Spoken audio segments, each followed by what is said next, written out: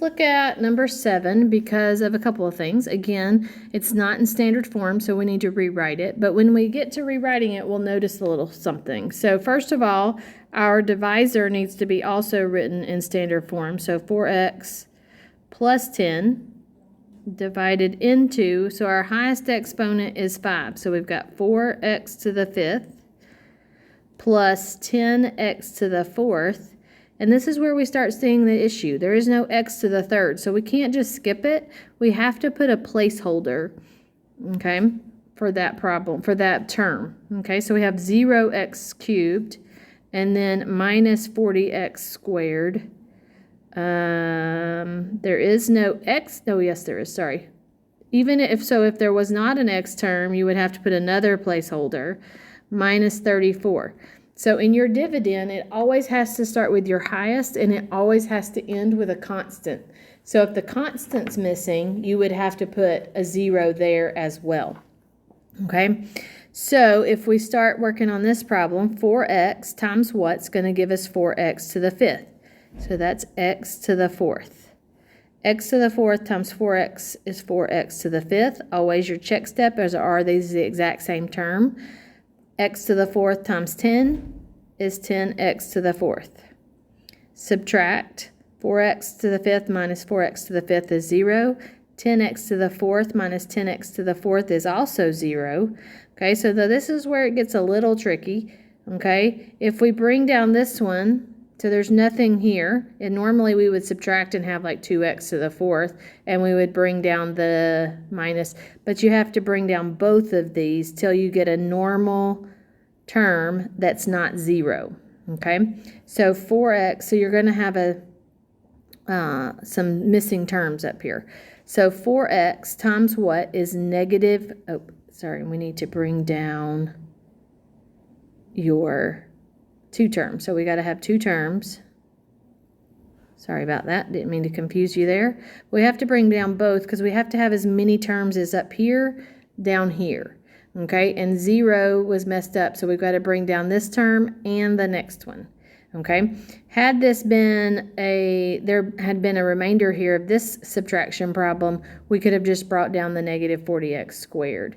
Okay, so 4x times what's going to give us negative 40x squared would be negative 10x. So we're going to put that, I always put my answers above wherever their exponents are.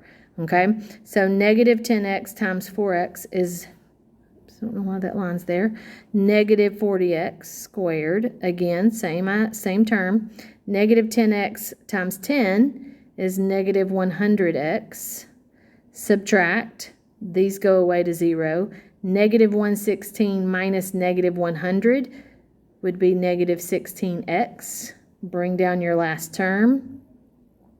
So 4x times what is negative 16x is minus 4. So negative 4 times 4x is negative 16x.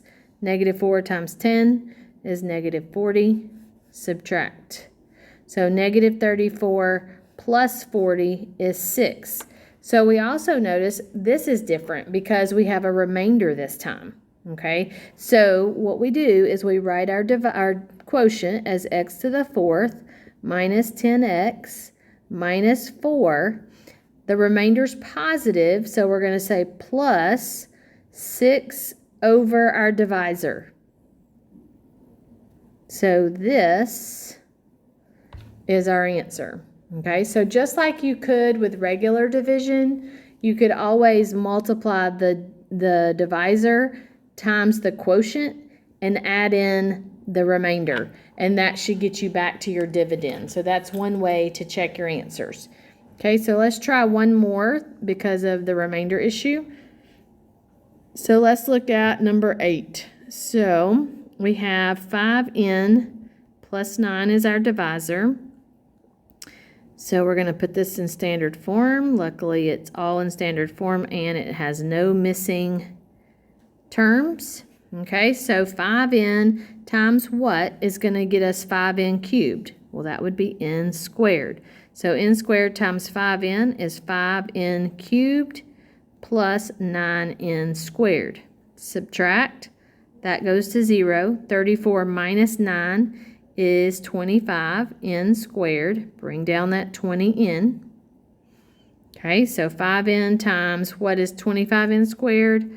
Positive 5n. So positive 5n times positive 5n is 25n squared. 5n times 9 is 45n. Subtract, that goes to 0. 20 minus 45 is negative 15. Nope, sorry, is negative 25. Let's try that again. Sorry about that. And then bring down your negative 49. So 5n times negative 5 gives us negative 25n. So negative 5 times 5n is negative 25n. Negative 5 times 9 is negative 45. Subtract, that goes to 0. Negative 49 plus 45 is negative 4. Okay, so we have a remainder. Okay, so we're going to write our quotient. Since it's negative, we're going to put minus 4 over 5n plus 9. So our sign always goes in front of the fractional remainder notation. Okay, so give some more of these a try, and if you need any help, let me know.